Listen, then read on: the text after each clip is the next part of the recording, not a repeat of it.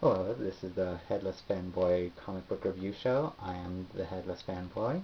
This is a comic book review show where I'm going over specific comic book plot lines, stories, and different comic elements.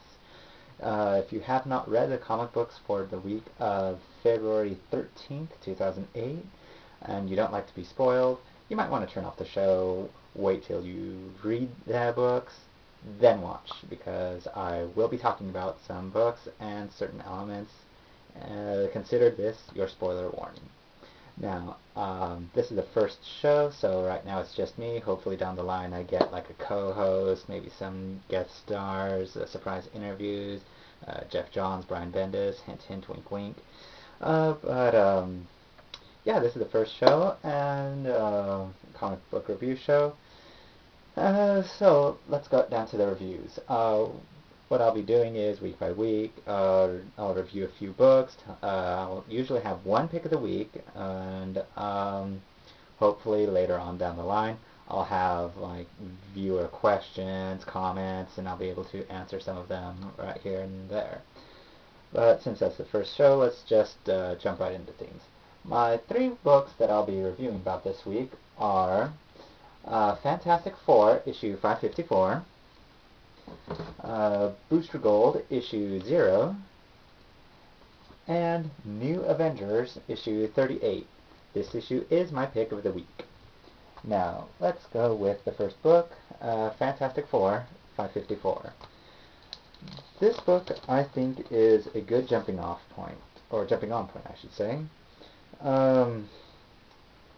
It talks about well, no, I guess I should rephrase that. It gives the reader a good picture of what the Fantastic Four are. I mean, in the first couple of pages, we get kind of like that sci-fi element. I mean, they're time traveling. They have kind of like a Back to the Future 3 reference right here with a time traveling train. So I thought that was pretty funny. But yeah, it gets into what the Fantastic Four are for a new jumping on point reader, which is a pretty good idea because this is Mark Miller and Brian Hitch's first issue on this book, so what better jumping on point than a new creative team. But yeah, we get the idea of who the Fantastic Four are, like the Human Torch, Johnny Storm, right here in the first couple of pages. We get the idea that he's impulsive, that he lives off of the ideas that just come off the top of his head, like right here they brought up that they thought he was starting up a lingerie business. Oh, that was 2 weeks ago. Now I'm going to be a rock star. So that was pretty funny. Later on, Mr. Fantastic, he gives kind of a big scientific lecture to some elementary student kids, and of course right here we can see that they're kind of bored by that. And leave it to Ben Grimm, the theme, to be, you know, the fun-loving guy. Oh, let's go have fun on the Fantastic Car. They all love him for it. Invisible Woman being like an independent woman, starting her own superheroine charity group kind of function. So, yeah, it's a very good book, especially for those just looking for a place to start reading Fantastic Four. This is a good jumping off point. And the art, I gotta say, the art is really good. I mean, Brian Hitch, he's one of my favorite artists today. The second last page, the last two pages, kind of like a spread. This is really great artwork. I mean, he gets really good into detail, which is probably one of his strong points, really intricate detail. All this tech and science stuff going on. It just really shows his strong suit. Next book, Booster Gold issue 0. It's the tie-in to a crossover that came out a while ago, Zero Hour. It's titled The Book That Took 10 Years into the Making. Maybe they should have taken a little more time. This book fell short. I mean, I like Booster Gold. It's a great story. This one fell short. I mean, it just doesn't sit well. I mean, like, there was one panel that I like. I mean, right here we have the two villains from the old Zero Hour story arc, Hal Jordan Parallax and Extant. They're going off on their rant. We're going to conquer the universe. They're all going to feel fear. We're going to do this. And then a blank expression when they see Booster Gold and the Blue Beetles. So that was pretty funny, I thought. We get to see Booster Gold in the 25th century, talks to his dad, who's a real jerk. So I thought that was kind of funny. They made his dad a real jerk and just a guy you love to hate. We see his sister, who he kind of regrets getting mixed up into his whole world.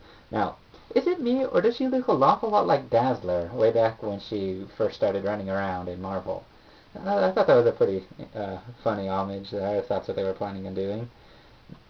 And one thing I did see that was interesting was, let's see if I can find it here.